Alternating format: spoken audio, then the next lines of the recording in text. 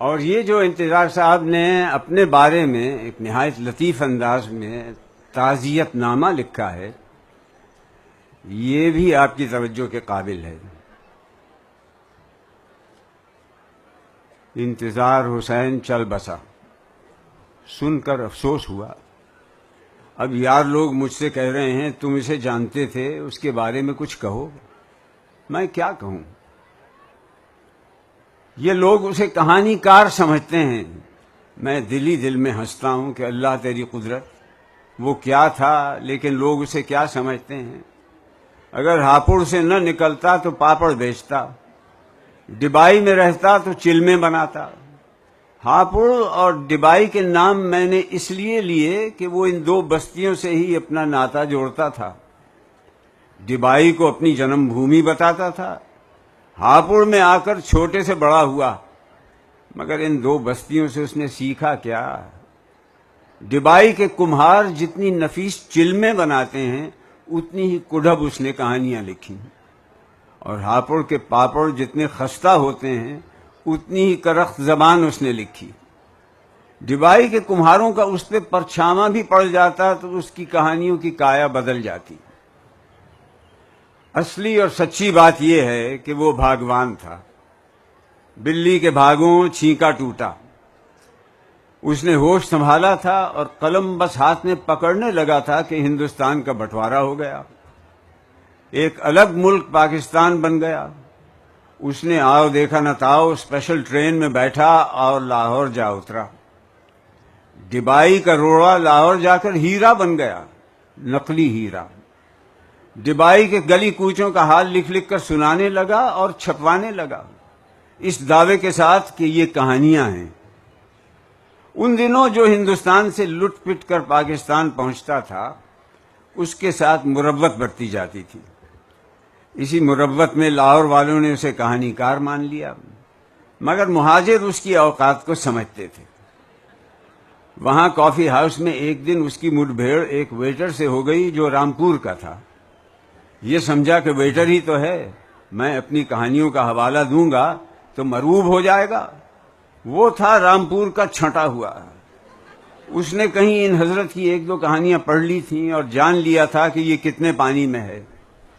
کہنے لگا، انتظار صاحب، آپ نے اتنی کہانیاں اور اتنی کہانیوں میں جو زبان لکھی ہے وہ ہمارے رامپور میں کنجڑیاں بولا کرتی تھیں۔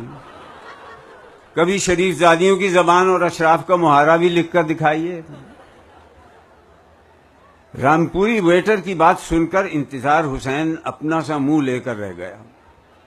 پھر اس نے دلی اور لکھنؤ کا محاورہ لکھنے کے لیے بہت زور مارا، مگر کہاں دلی اور لکھنؤ کے اشراف اور کہاں ڈبائی کا روڑا۔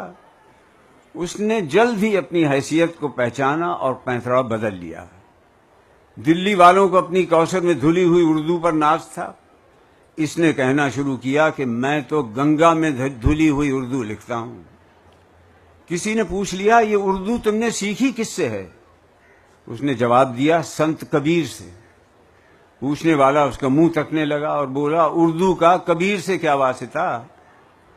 انتظار حسین نے ڈھیٹ بن کر جواب دیا، کبیر اردو کا سب سے بڑا شاعر ہے۔ بس ایسی ہی باتیں کر کے وہ اپنی جہالت کو چھپاتا تھا۔ جس زمانے میں اس نے کہانیاں لکھنا شروع کی تھیں اس زمانے میں اردو دنیا میں ٹالسٹائے، داستویفسکی، گورکی، فلابیر، جوائس، لارنس جیسے ناول نگاروں کا ڈنکا بج رہا تھا۔ یہ کتنے بڑے ناول نگار تھے انتظار حسین کی جانے بلا۔ اس نے الٹی گنگا بہانی شروع کر دی، کہنا شروع کیا کہ ہمارے بڑے ناول تو اصل میں الف لیلہ اور کتھا سرت ساگر ہیں۔ تو میری ایک بغل میں الف لیلہ ہے اور دوسری بغل میں کتھا سرت ساگر۔ کسی نے پوچھا کہ تم نے کہانی کہنے کا فن کس سے سیکھا؟ اس نے جواب دیا، اپنی نانی اماں سے اور مہاتما بدھ سے۔ غریب نے نہ او ہنری کو پڑھا نہ موپساں کو۔ پھر اپنی جہالت چھپانے کے لیے کوئی ایسی ہی بات کہنا ضروری تھی۔ نئے زمانے کے کیا مسائل ہیں، کیا کیا سمسیائیں ہیں، انتظار حسین کو ذرا جو اس کا پتہ ہو۔ اس لیے اگر ترقی پسندوں نے اسے رجت پسندی، قدامت پرست، ماضی کا مریض، نوسٹالجیا کا مارا ہوا اس طرح کے خطابوں سے نوازا تو کیا برا کیا، پر یہی کچھ وہ تھا۔ ایک ترقی پسند ادیب نے دو ٹوک اس سے پوچھا، اپنی کہانیوں میں تم کس زمانے کی باتیں کرتے ہو؟ اس نے جواب دیا، اپنے زمانے کی۔ اس نے کہا، پھر مہاتما بدھ کے زمانے میں کیوں پہنچ جاتے ہو؟ اس نے کہا، اس لیے کہ میں نے اسی زمانے میں جنم لیا تھا، آدمی کی جون میں۔ اب پتہ نہیں میں کس جون میں ہوں، اور میرے گرد گرد جو لوگ ہیں وہ کس جون میں ہیں۔ تھوڑا سا پہچانتا ہوں تو پیڑوں کو اور پنچھیوں کو، میرے زمانے کے کچھ یہی لوگ باقی رہ گئے ہیں۔ لاہور میں ایک ترقی پسند نے بڑے پتے کی بات کہی کہ یو پی کے سے بہت سے لوگ اپنا گھر بار لٹا کر خالی ہاتھ پاکستان پہنچے، اور یہاں آ کر انہوں نے الاٹمنٹیں کرائیں اور دونوں ہاتھوں سے جائزہ اور ناجائز کھا کر گھر بھرے۔ مگر انتظار حسین یادوں اور محاوروں کی بھری بوریوں کے ساتھ پاکستان پہنچا۔ اس نے اپنی بوریوں کا منہ کھول دیا اور اب ہمیں بوجھوں مار رہا ہے۔ بالکل صحیح کہا اس نے، بھلا یادوں سے کہانی بنا کرتی ہے؟ پھر آدمی ایسی ہی کہانی لکھے گا جیسی ہماری نانی امائیں ہماری بچپن میں ہمیں کہانیاں سنایا کرتی تھیں۔ سو انتظار حسین نے بھی عمر بھر ایسی ہی کہانی لکھی۔ میں جب اس کی کہانی پڑھتا ہوں تو لگتا ہے کہانی نہیں پڑھ رہا، بلکہ اس کی ڈبائی کی کسی ٹوٹی ہوئی سڑک پر چلتے ہوئے یکے میں بیٹھا ہوں۔ اصل میں ڈبائی میں چلم بنانے والے کمہاروں کو تو اس نے بدنام کیا، ان والی نفاست تو اس کی کہانی میں کبھی آئی ہی نہیں۔ اور یہ میں نے غلط کہا کہ وہ ڈبائی میں رہتا تو چلمیں بناتا، ویسے اسے ڈبائی ہی میں رہنا چاہیے تھا کہ اس قصباتی فضا سے اس کا ذہن کبھی نکلا ہی نہیں۔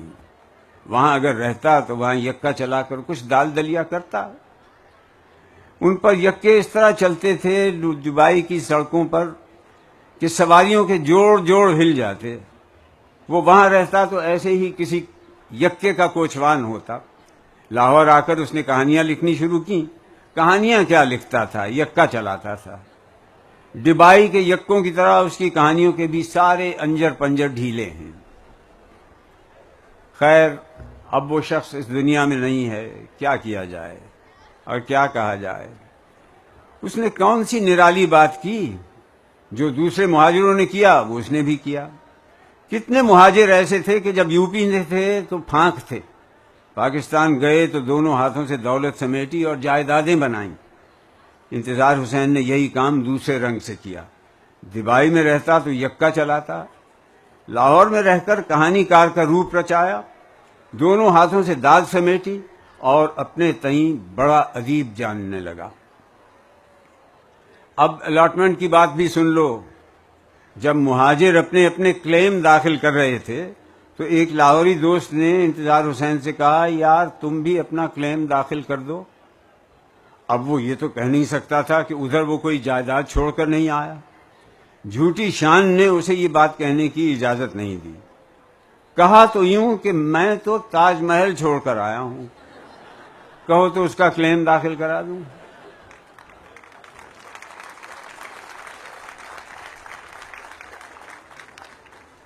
اس لاہوری دوست نے مزاحاً کہا، اس کے سوا بھی تو کچھ چھوڑ کے آئے ہوگے؟ کہا کہ ہاں، تاج محل کے سوا نیم کا ایک درخت چھوڑ کر آیا ہوں۔ بس ایسی ہی بے تکی باتیں کر کے اپنی بے حیثیتی کو وہ چھپاتا تھا۔ اب اللہ کو پیارا ہوا، ڈبائی کی پریشان خاک لاہور میں آسودہ ہوئی۔ آج ڈبائی میں اسے کوئی نہیں جانتا، کل لاہور میں بھی اسے کوئی نہیں جانے گا۔ خیر، وقتی طور پر اس نے جھوٹ سچ لکھ کر کچھ نام پیدا کیا۔ اس کا جھوٹ سچ اس کے ساتھ گیا، خاک میں مل کر خاک ہوا۔ اللہ اس کی مغفرت کرے۔